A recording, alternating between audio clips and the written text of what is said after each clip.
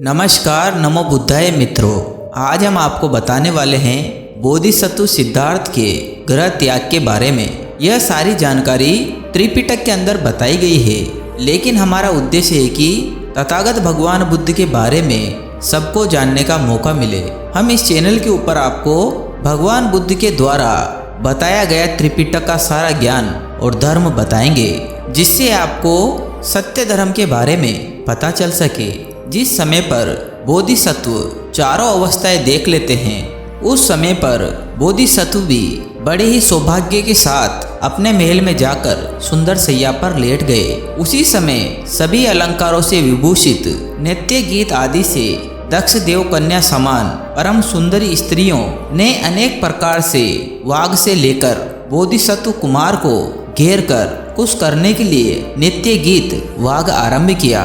बोधिसत्व रागदी आदि मेलों से विरक्त चित्त होने के कारण नृत्य आदि में रत न हो थोड़ी देर में सो गए। उस समय पर कुमार को सोता हुआ देखकर उन स्त्रियों ने सोचा, जिसके लिए हम नृत्य आदि कर रहे हैं वही सो गया है, अब हम क्यों तकलीफ करें। इसलिए वो भी अपने बाजों के साथ लिए वहीं सो गई। उस समय पर सुगंधित तेल पूर्ण प्रदीप जल रहे थे।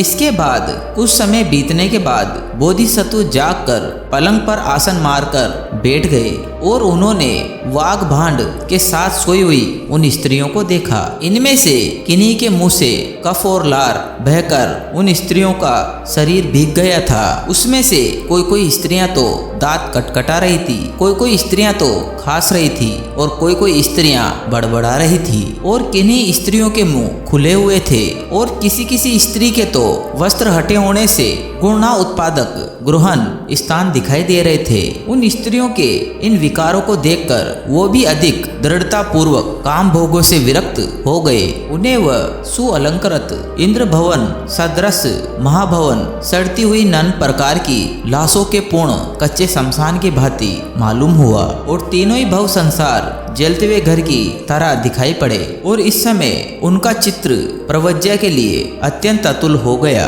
और बोधिसत्व ने सोचा, महाभी निष्क्रमण ग्रह त्याग करना चाहिए और इस प्रकार निश्चय कर पलंग से उतर द्वार के पास जा पूछा, कौन है।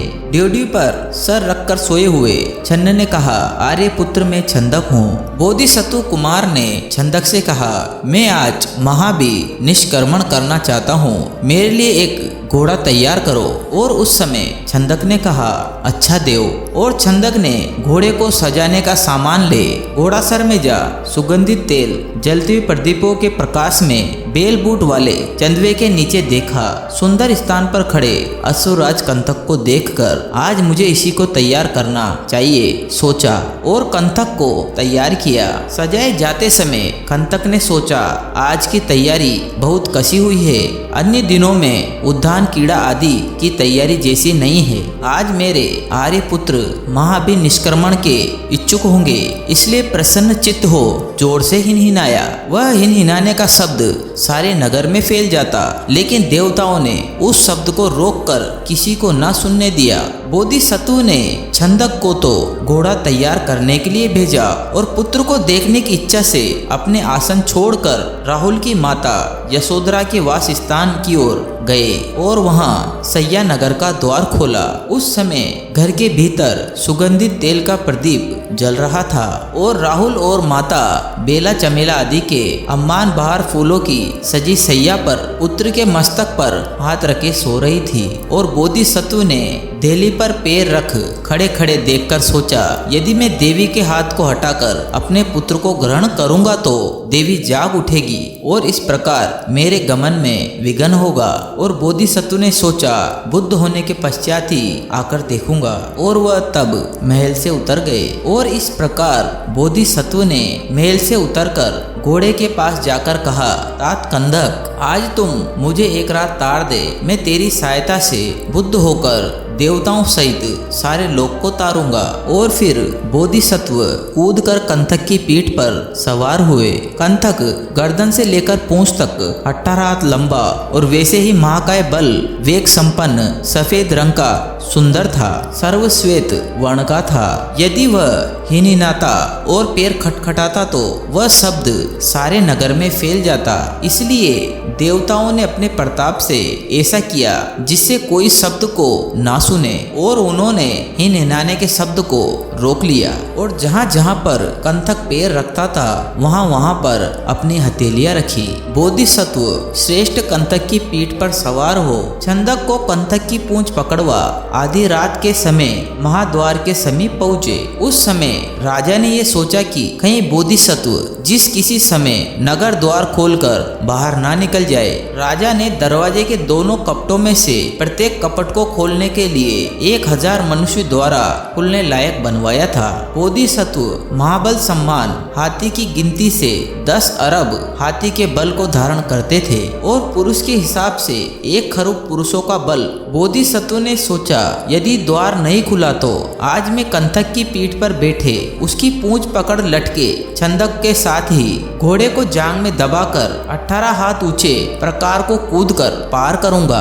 और कंथक ने भी सोचा यदि द्वार नहीं खुला तो मैं आर्य पुत्र को कंधे पर बैठाकर कंथक को दाहिने हाथ से बगल में दबाकर फांद जाऊंगा। और कंथक ने भी सोचा यदि द्वार नहीं खुला तो मैं अपने स्वामी के पीठ पर वैसे ही बैठे पूंछ पकड़कर लटके छंदक के साथ ही प्रकार को लांग जाऊंगा।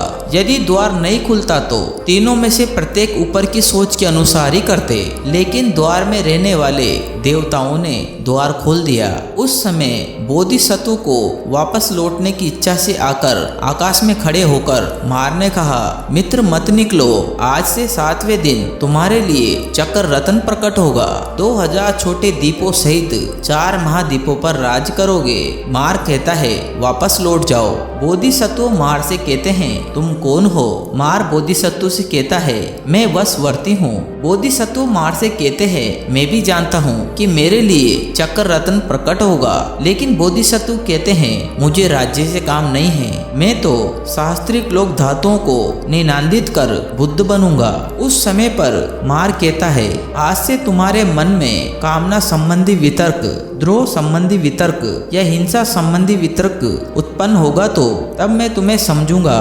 मार ने कहा, और मार मौका ताकते हुए छाया की भांति जरा भी अलग ना हुए बोधिसत्व का पीछा करने लगा। और बोधिसत्व हाथ में आए चक्रवर्ती राज्य की प्राप्ति अपेक्षा रहित हो उसे थूक के भांति छोड़कर आषाढ़ पूर्णिमा को उत्तराषाढ़ नक्षत्र में नगर से निकले, लेकिन नगर से निकलकर उन्हें फिर नगर देखने की इच्छा उत्पन्न नहीं हुई। चित्त में ऐसा विचार होते ही महापृथ्वी मटकी बनाने वाले कुमार के चक्के के भांति कांपी, मानो कह रही थी कि महापुरुष तूने लौट कर देखने का काम कभी नहीं किया। बोधिसत्व ने जहाँ से मुंह फेर कर नगर को देखा था उसे भू प्रदेश में कंथक निर्वर्तन क्षेत्र का चिन्ह बना, और वह गंतव्य मार्ग की ओर कंथक का मुंह फेर अत्यंत सत्कार और महान श्री सौभाग्य के साथ चले। उस समय देवताओं ने उनके सम्मुख 8000, पीछे 60,000, दाहिनी तरफ 60,000 और बाईं तरफ भी 60,000 मसाल धारण किए। अन्य देवताओं ने